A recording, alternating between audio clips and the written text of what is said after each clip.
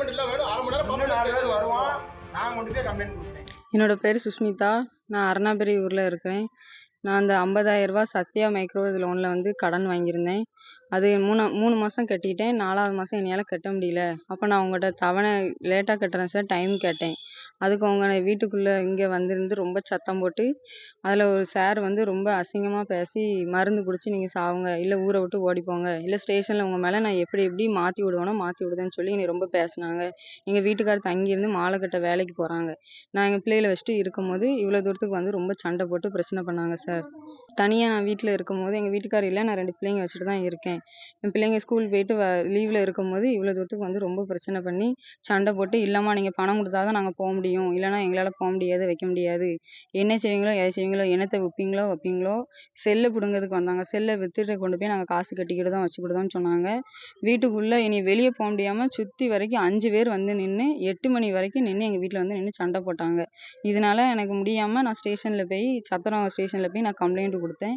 அங்கே வந்து முறைப்படி எனக்கு நீங்கள் ஆக்ஷன் எடுத்து தாங்க சார், என்னால் முடியலை, நான் கட்டுறேன், எனக்கு டைம் மட்டும் தாங்க, நான் முடிஞ்ச அளவுக்கு நான் கட்டி முடிக்கிறேன். இந்த பிரச்சனை நடந்ததுனால என் பையனை கூட நான் ஸ்கூலுக்கு அனுப்ப முடியாமல் அந்த பையன் வீட்டில் இருக்கான். அவன் 2 பிள்ளைங்களும் என்னை பார்த்து ரொம்ப அழுதுகிட்டு இருக்காங்க. வீட்டை விட்டு வெளியே வர முடியாத அளவுக்கு நான் தனியாக இருக்கேன். வீட்டில் நான் தனியாக இருக்கேன். பிள்ளைங்க வச்சு நான் தனியாக இருக்கும்போது அவங்க வந்து வீட்டை சுற்றி நின்றுக்கிட்டு என்னை வெளியே விட மாட்டேங்காங்க. என் பிள்ளைகளும் என்னால் ஸ்கூலுக்கு போக முடியாமல் உட்காந்துக்கிட்டு இருக்காங்க. அம்மா வீட்டுக்குள்ள ஊருக்குள்ள இருக்கிறது உங்களுக்கு எங்களுக்கு இருக்கானே, வெளியூர்ல இருந்து நாங்க வந்திருக்கோம். சரிண்ணே, உங்க ஊர்ல இந்த அம்மா எத்தனை மணிக்கு எங்க போவாங்க, எத்தனை மணிக்கு வருவாங்கன்னு யாருக்குமே தெரியாதோ? ஏன்னா மொத்தத்துல எங்க என்ன ஒரு மொத்தத்துல 100 வீடு இருக்குமா?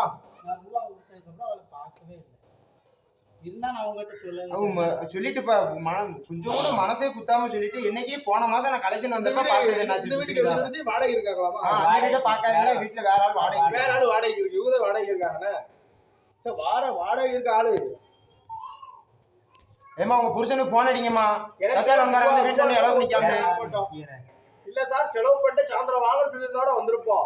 ஆனா இதுக்கப்புறம் ஃப்ராட் பண்ணதுக்கு அப்புறம் ஒருத்தர் நகர மாட்டோம், பேமெண்ட் இல்லாம நகர முடியாதுமா. பேமெண்ட் இல்ல வேணும் 1/2 மணி நேரம் 4 பேர் வருவான். நான் கொண்டு போய் கம்ப்ளைண்ட் கொடுப்பேன். 1/2 மணி நேரம் வரல அப்படின்னா வீடியோ இருக்கு, நான் வீடியோ எடுத்திருக்கேன், காமிக்கணுமா? நீங்க வந்ததுக்கான வீடியோ எந்த வீட்டுல ஒளிஞ்சிருந்தீங்க, நாங்க வாடகை வீடு சொன்னதுக்கான வரம்பு ரெக்கார்ட் போட்டது, நான் வந்த என்ன பேசிட்டு இருக்கேங்கிறது ரெக்கார்ட் ஓடிட்டு தான் இருக்கு. சரியா? உள்ள என்ட்ராமா எல்லா ஸ்டாஃப் கையில ரெக்கார்ட் போன் இருக்கு, ரெக்கார்ட் போட்டுருக்கோம். என்ன கேஸ் தராங்கன்னு சொல்லிட்டு உங்க அவங்க என்ன சொன்னாங்க, என்ன போய் சொன்னாங்க, எல்லாமே ரெக்கார்ட்ல தான் ஓடிட்டு இருக்கு. எடுத்து காமிக்கணுமா மேடம் அவங்க என்ன சொன்னாங்கன்னு? இல்ல உங்களை ஓபன் பண்ண வீடியோ நாங்க எடுத்து காமிக்கிறோம். வீட்டுக்குள்ள இருக்கா சார்?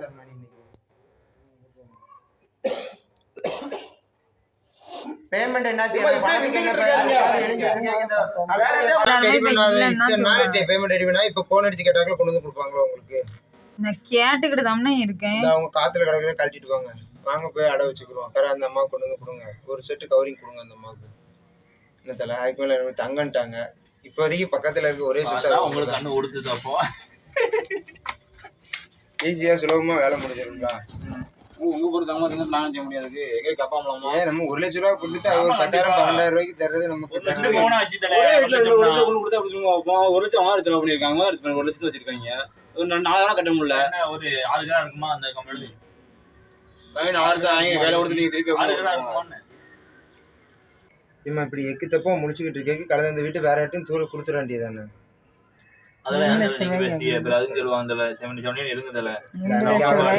நமக்கு தெரியும் இதாலதான் ஜெயலலிதாங்கன்னு. அவர்தான் சொன்னாரு. அது அவங்க என்ன பண்ணாங்க, நமக்கு நீ காசு வாங்கிட்டு போயிடுவோம். 2 ரூபாய்க்கு கேட்காங்க. அந்த வீடு வாங்கினா 5 லட்சத்துக்கு வாங்கிருந்தீங்களா? அவர்தான் நிறைய 5 லட்சத்துக்கு வாங்கிருந்தேன். 5 ரூபாய்க்கு வாங்கினது 2 ரூபாய்க்கு கேட்காங்க.